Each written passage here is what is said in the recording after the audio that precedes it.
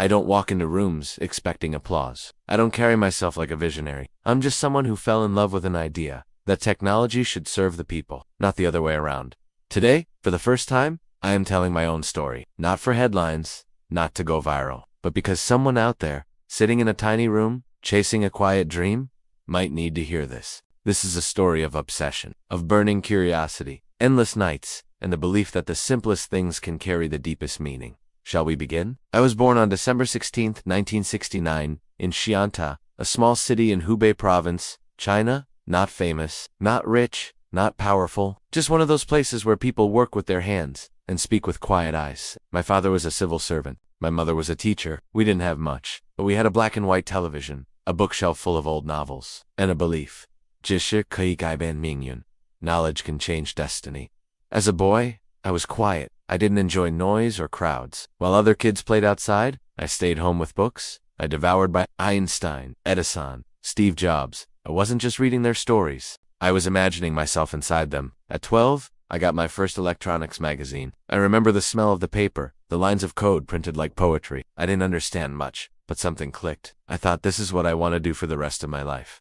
In 1987, I got into Wuhan University. I was just 18. I didn't own a computer, but I knew I would build one someday. I studied computer science, not just for the job, but because I believed. Code is the purest form of logic. It doesn't care where you're from. It only cares whether you make sense. I taught myself programming like others, learned music. Every command, every script, felt like a note in a melody, only I could hear. My classmates studied for exams. I stayed up rewriting lines of code, sometimes until the birds started singing. I graduated in 2 years stop of my class, not because I was a genius, but because I was obsessed. After college, I joined Kingsoft in 1992. At that time, it was a small software company in Beijing. We didn't have a C. We didn't have a coffee machine. What we had was hunger. We were building Chinese alternatives to Microsoft.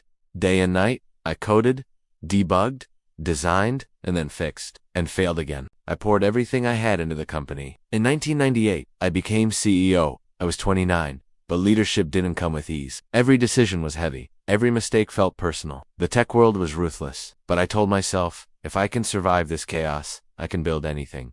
I led Kingsoft to IPO in 2007. Then I left, not because I was tired, but because something inside me whispered, your real journey hasn't even begun yet. In those months of silence, I traveled, I read, I watched the world change. Smartphones were becoming extensions of the human body, but something bothered me. In China, high-end phones were too expensive. Affordable ones were unreliable. Why was quality always linked to cost? Why couldn't excellence be accessible? And then, one quiet evening, in 2010, the idea struck me like lightning. What if I built a phone so good people would doubt the price?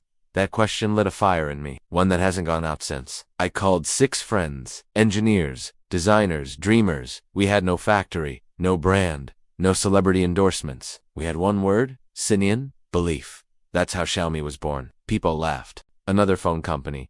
Who needs that? Too late. Apple and Samsung already won. But we weren't copying. We were redefining. We sold online only. We spoke directly to users. We let fans co-create features. No middlemen. No retail markup. No noise. Just product, price, performance. When we launched our first phone, it sold out in minutes. People couldn't believe the specs or the price. Some called it a fluke. Others called it luck. I called it proof. As we grew, we held on to one core belief. Always be friends with your users. We didn't see customers. We saw a community. We listened to every forum post, every complaint. We shipped updates weekly based on what users asked for. They weren't buying our products. They were building them with us. And that's why we didn't just launch phones. We launched a movement. Smart TVs, air purifiers, fitness bands, laptops, smart homes. Every product. The same principle. High quality, honest pricing. We made in China mean something again.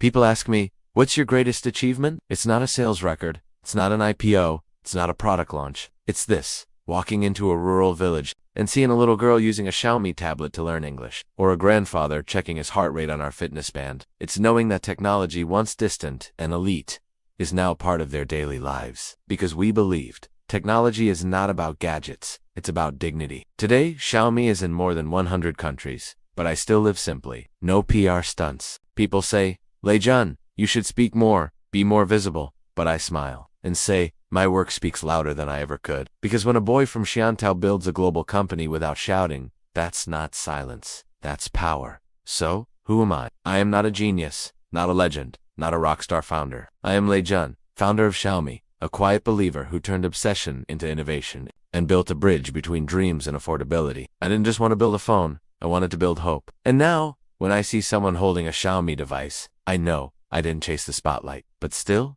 the light found me.